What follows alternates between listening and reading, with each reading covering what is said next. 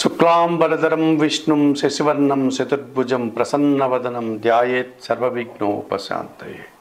అగజానన పద్మార్కం గజానన మహర్నిశం అనేకదంతం భక్తానాం ఏకదంతముపాస్మహే. నీలాంజన సమాభాసం రౌపిత్రం యమాగ్రజం ఛాయామార్తాండ సంభూతం తం నమామి శనీశ్వరం. జ్యోతిషాభిమానులందరికీ నమస్కారాలు.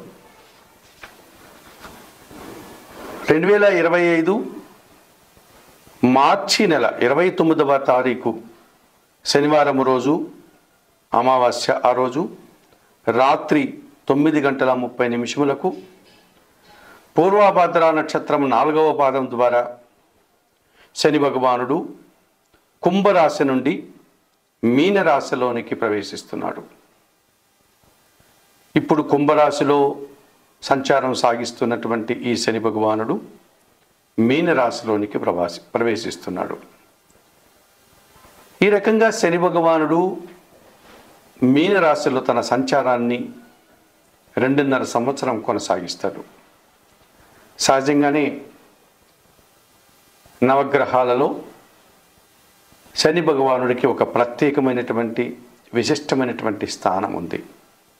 ఈయన మెల్లదనానికి కారకుడు, శ్రమజీవనానికి కారకుడు, కర్షకులు, కార్మికులు, నిరంతరం పనిని దైవంగా భావించేటువంటి కష్టజీవులందరికీ శని భగవానుడు ప్రాతినిధ్యం వహిస్తాడు. పనులు అనుకున్నంత వేగంగా జరగకుండా మెల్లగా వాయిదా పడేటువంటి పద్ధతుల్లో పనులన్నీ కొనసాగుతూ ఉంటాయి. సోమరితనానికి అనగా బద్ధక స్వభావానికి కూడా ఈ శని భగవానుడు కారకుడవుతాడు. కొన్ని సందర్భాల్లో రాత్రి భవళ్ళు అనగా విశ్రాంతి లేకుండా పనిచేసేటువంటి తత్వాన్ని కూడా ఈయన ఇస్తాడు. ఉదయం నిద్రలేసి తల వంచుకుని పనిలోకి వెళ్ళిపోతే కార్మికులు కానీ, కర్షకులు కానీ, శ్రమజీవులు కానీ మళ్ళీ సాయంత్రం వేళ ఎప్పుడో చీకటి పడిన తర్వాత ఇల్లు చేరుకునేటట్టుగా నిరంతరం పనిని భక్తిగా భగవంతుడిగా భావించి పనిచేసేటువంటి కష్టజీవులు ఎక్కువగా ఈ శని భగవానుడి యొక్క కారకత్వానికి కలిగి ఉంటారు. అటువంటి శని భగవానుడు కొన్ని సందర్భాల్లో పనులు దొరకని సందర్భాలు, ఆర్థికపరమైనటువంటి సమస్యల్ని, అనారోగ్య సమస్యల్ని, ముఖ్యంగా రుణాలు చేయాల్సినటువంటి పరిస్థితిని, సోమరితనం వల్ల కొన్ని సమస్యల్ని అనగా పనులు వాయిదా వేసుకోవడం లాంటి సమస్యల్ని, సమాజంలో ఒక రకమైనటువంటి అవమానాలు, పనుల్లో ఆటంకాలని ఇచ్చే పరిస్థితులు కూడా కలిగిస్తూ ఉంటాడు. వీటినే ఆయన సంచారాన్ని బట్టి మనము రకరకాలుగా శనిని అభివర్ణిస్తూ ఉంటాం. ఇప్పుడు మీనరాశిలోనికి శని భగవానుడు ప్రవేశించగానే ఏలినాటి శని ఏ ఏ రాశుల వారికి ఉంటుంది అని కనుక మనం పరిశీలిస్తే, ముందుగా ఈ ఏలిన నాటి శని అనగా 7 సంవత్సరములు శని పరిపాలించేటువంటి రాశులు ఏవి అని మనం ఆలోచిస్తే, ఇందులో ప్రధానంగా 3 రాశులు ఏలిన నాటి శని ప్రభావాన్ని కలిగి ఉంటాయి. అందులో మొదటిది మేషరాశి వారు. ఈ మేషరాశి వారికి వ్యయములో అనగా 12వ భావములోనికి శని ప్రవేశిస్తాడు మీనరాశిలోనికి. కనుక వీళ్ళకి ఏలినాటి శని ప్రారంభమవుతుంది. వ్యయములో 2.5 సంవత్సరం, తర్వాత మేషరాశిలో 2.5 సంవత్సరం, ఆ తర్వాత ద్వితీయ భావమైనటువంటి వృషభ రాశిలో 2.5 సంవత్సరం. ఈ వ్యయము, జన్మరాశి, ద్వితీయ భావం, ఈ 3 రాశుల్లో 2.5 సంవత్సరాలను కలిపి ఏలిన నాటి శని అనగా 7.5 సంవత్సరాల శని అని పిలుస్తూ ఉంటాం మనం. ఇక మీనరాశి వారికి జన్మరాశిలో శని సంచారం కొనసాగిస్తున్నాడు కనుక వీరికి ఏలినాటి శని ప్రభావం 2.5 సంవత్సరం అయిపోయింది. అంటే వ్యయములో శని దోషం పోయింది.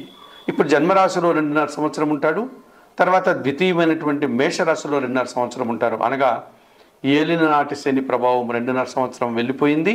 ఇంకా 5 సంవత్సరములు వీరికి ఏలినాటి శని ప్రభావం ఉంది ఈ మీనరాశి వారికి.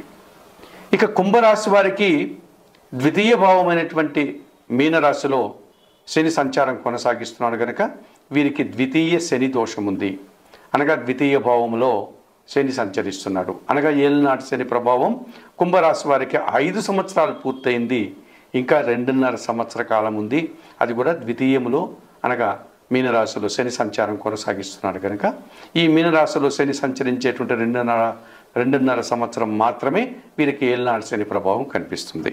ఈ రకంగా మేష మీన కుంభరాశుల వారికి ఏలినాటి శని ప్రభావం ఉంది. ఇక అర్ధాష్టమ శని ప్రభావం ఎవరికి ఉంది? అర్ధాష్టమము అంటే అష్టమము అనగా 8, అందులో సగాన్ని అర్ధాష్టమము అనగా చతుర్థ భావము. ధనస్సు రాశి వారికి మీనరాశిలో శని సంచరిస్తున్నాడు కనుక అది 4వ భావం కనుక అర్ధాష్టమ శని ప్రభావం అనగా చతుర్థ శని ప్రభావం వీరికి ఉంది. ఇక అష్టమ శని ప్రభావం ఎవరికి ఉంది? సింహరాశి వారికి అష్టమ భావంలో అనగా మీనరాశిలో శని సంచరిస్తున్నాడు కనుక అష్టమ శని ప్రభావం అనగా అష్టమ శని దోషం వారికి ఉంది. కనుక మేష మీన కుంభరాశుల వారికి ఏలినాటి శని ఉన్నారు. మీనరాశులకి శని రావడం వల్ల ఈ 3 రాశులకి ఏలినాటి శని ప్రభావం ఉంది. ఈ మేష మీన కుంభరాశులకు. ధనస్సు రాశి వారికి చతుర్థ భావం అనగా అర్ధాష్టమ శని ప్రభావం ఉంది. సింహరాశి వారికి అష్టమ శని ప్రభావం ఉంది. మరి శని ఎవరికైనా బాగా 100% శుభ ఫలితాలని శని యోగాన్ని ప్రసాదిస్తాడా అని పరిశీలిస్తే శని యోగం ఇచ్చేటువంటి రాశులు కూడా 3 100% శుభ ఫలితాలను ఇచ్చేటువంటి రాశులు కనిపిస్తున్నాయి. ఇందులో వృషభ రాశి వారికి లాభభావములో 11వ భావంలో శని సంచరించడం వల్ల వీరికి 100% శుభ ఫలితాలు రావడానికి అవకాశం ఉంటుంది. తులారాశి వారికి షష్ఠమ భావములో అనగా విక్రమ భావంలో శని సంచరిస్తున్నారు కనుక వీరికి కూడా శని 100% యోగించేటువంటి పరిస్థితి కనిపిస్తుంది. మకర రాశి వారికి తృతీయ భావంలో అనగా 3వ భావంలో శని సంచారం కూడా 100% శుభ ఫలితాలను అందిస్తుంది. కనుక శని యోగం వల్ల వృషభ రాశి వారికి లాభభావంలో శని, తులారాశి వారికి షష్ఠమ భావంలో శని, మకర రాశి వారికి తృతీయ భావంలో శని 100% శుభ ఫలితాలను అందిస్తారు. అలాగే శని ఒక 50% నుంచి 60% వరకు శుభ ఫలితాలను అందించేటువంటి రాశులు కూడా ఒక 2 కనిపిస్తాయి మనకు. ఇందులో ఈ 60% శని ప్రభావం కలిగినటువంటి రాశి మిథున రాశి అని చెప్పుకోవచ్చు. ఎందుకంటే మిథున రాశి వారికి దశమ భావములో శని సంచరిస్తున్నాడు. ఈ రకంగా అష్టమ భాగ్యాధిపతి అయినటువంటి శని భగవానుడు దశమ భావంలో రావడం వల్ల వీరికి పని పెరుగుతుంది. ఆ పనికి తగినటువంటి ఫలితము, ఆ కష్టానికి తగినటువంటి రాబడి లాభము అందుకోగలుగుతారు. కనుక 60% శని ప్రభావం మిథున రాశి వారికి ఉంటుంది. ఇక శని ఒక 30-40% మాత్రమే యోగిస్తూ ఎక్కువ ఇబ్బందులు కలిగించేటువంటి రాశులు ఏవైనా ఉన్నాయా అని పరిశీలిస్తే కర్కాటక రాశి వారికి భాగ్యభావంలో శని సంచరిస్తున్నాడు. ఇది వారికి 30-40% సుఫలితాలు ఇస్తుంది. మిగతా వారికి ప్రతికూల ఫలితాలు ఇచ్చేటువంటి వాతావరణం కనిపిస్తుంది. అలాగే కన్యారాశి వారికి సప్తమ శని ప్రభావం ఉంది. ఆ రకంగా వీరికి కూడా ఒక 30-40% సుఫలితాలు రావడానికి అవకాశం ఉంది. మరి వృశ్చిక రాశి వారికి పంచమ శని ప్రభావం ఉంది. వీరికి కూడా 30-40% శని ప్రభావం రావడానికి అవకాశం కనిపిస్తుంది. ఇప్పుడు ఈ శని భగవానుడు 2025 మార్చి 29వ తారీఖు శనివారం అమావాస్య రోజున మీనరాశిలోనికి రావడం వల్ల ఈ 12 రాశుల వారికి శని ప్రభావం వల్ల ఎటువంటి సుఫలితాలు ఉంటాయి అన్న విషయాన్ని మనం తెలుసుకోబోతున్నాం. 2025 మార్చి 29వ తారీఖు శనివారం నుంచి కుంభరాశిలో ఉన్నటువంటి శని భగవానుడు మీనరాశిలోనికి ప్రవేశించడం వల్ల ధనుస్సు రాశి వారికి అది 4వ భావం కావడం వల్ల అర్ధాష్టమ శని ప్రభావం అధికంగా కనిపిస్తుంది. వీరికి పూర్తిగా శని ప్రతికూల ఫలితాలు రావడానికి అవకాశం కనిపిస్తుంది. ముఖ్యంగా ధనుస్సు రాశి వారికి ద్వితీయ తృతీయాధిపతి అయినటువంటి శని భగవానుడు చతుర్థ భావంలో అర్ధాష్టమంలో సంచారాన్ని కొనసాగిస్తున్నాడు కనుక మీ మాటల వల్ల అపార్థాలు రావడానికి అవకాశం ఉంటుంది. కుటుంబంలో కాస్త ప్రశాంత వాతావరణాన్ని కోల్పోతారు. ఒక రకమైనటువంటి అశాంతికి గురయ్యేటువంటి వాతావరణం కనిపిస్తుంది. ఆర్థికపరమైనటువంటి విషయాలు ముఖ్యంగా స్థిరాస్తులకు సంబంధించిన విషయాలంతా కూడా మీకు అనుకున్నంతగా రాకుండా ఇబ్బంది పెట్టే సూచనలు కనిపిస్తాయి. జన సహకార లోపం స్పష్టంగా కనిపిస్తుంది. ముఖ్యంగా ఇంటా బయట పనిచేసేటువంటి పనివారితో ఇబ్బందులు వచ్చేటువంటి వాతావరణం, లేకపోతే పనివారు పని మానేసి మిమ్మల్ని ఇబ్బంది పెట్టేటువంటి సందర్భాలు కనిపిస్తాయి. సహా ఉద్యోగులతో మనస్పర్ధలు రావడానికి అవకాశం ఉంటుంది. ఉదర సంబంధమైనటువంటి అనారోగ్యాలు అనగా జీర్ణ సంబంధమైనటువంటి సమస్యలు రావడానికి, అనారోగ్యాలు రావడానికి అవకాశం కనిపిస్తుంది. గ్యాస్ట్రిక్ ప్రాబ్లములు కానీ ఇతరత్ర జీర్ణ సంబంధమైనటువంటి అనారోగ్య సమస్యల్ని మీరు ఈ అర్ధాష్టమ శని దోషం వల్ల ఎదుర్కోవాల్సి ఉంటుంది. కుటుంబంలో ఎంత సర్దుకుపోయినా ఒక అశాంతికర వాతావరణాన్ని మీరు చవి చూడాల్సి ఉంటుంది. ఒక రకమైనటువంటి అనారోగ్య సమస్యలు, ఆర్థిక సమస్యలు, కుటుంబంలో అశాంతిని కలిగించే సందర్భాలు ఎక్కువ అవుతాయి. కుటుంబ సభ్యుల్ని మీరు ఎంత చెప్పినా వారు వినని పరిస్థితి కానీ, వారిని సర్ది చెప్పలేని పరిస్థితి కానీ మీకు ఏర్పడుతుంది. ఖర్చులు కూడా పెరుగుతాయి. ఈ రకంగా దుబారా ఖర్చులు, ఆర్థిక సమస్యలు మిమ్మల్ని ఇబ్బంది పెట్టేటువంటి సందర్భాలు ఎక్కువగా కనిపిస్తుంది. ఈ ధనుసు రాశి వారికి అర్ధాష్టమ శని దోషం కాస్త అనారోగ్య సమస్యలుగా, ఆర్థిక సమస్యలుగా, కుటుంబంలో అశాంతిని కలిగించే సందర్భాలుగా కనిపిస్తుంది. మాటల వల్ల మనస్పర్ధలు రావడానికి అవకాశం కనిపిస్తుంది. అలాగే జనసాకార లోపం కనిపిస్తుంది. ఈ రకంగా ఇబ్బందులు కొని తెచ్చుకున్న వారుగా మనకు కనిపిస్తుంది. ఈ మీనరాశిలో శని ప్రభావం వల్ల ఎటువంటి పరిహారాలు నిర్వర్తించుకోవడం వల్ల ఈ శని ప్రభావం నుంచి బయటపడి మీరు సంతోషంగా ముందుకు వెళ్తారు అన్న విషయాన్ని ఇప్పుడు మీకు తెలియజేస్తూ, ముఖ్యంగా ఏళ్నాటి శని ప్రభావం ఉన్నటువంటి మేషరాశి వారు కానీ, కుంభరాశి వారు కానీ, అర్ధాష్టమ శని ఉన్నటువంటి వారు కానీ, అష్టమ శని దోషం ఉన్నటువంటి వారు కానీ, అనగా మేష, మీన, కుంభ రాశుల వారు, ధనస్సు, సింహరాశుల వారు, అలాగే శని యోగించినటువంటి కర్కాటక, కన్యా, వృశ్చిక రాశుల వారు, వీరందరూ కూడా తప్పనిసరిగా శనేశ్వరుని యొక్క ఆలయానికి వెళ్ళండి. శనేశ్వరుని ఆలయానికి వెళ్ళి స్వామివారిని సందర్శించుకొని అక్కడ అందుబాటులో ఉన్నటువంటి పూజాది కార్యక్రమాలు నిర్వర్తించండి. మనకు తమిళనాడులో కుంభకోణానికి దగ్గరలో తిరునల్లారు అన్నటువంటి ఊరిలో శనేశ్వరుని యొక్క ఆలయం ఉంది. అక్కడికి వెళ్ళి స్వామివారిని సందర్శించి అక్కడ మీరు పూజాది కార్యక్రమాలు నిర్వర్తించుకోవచ్చు.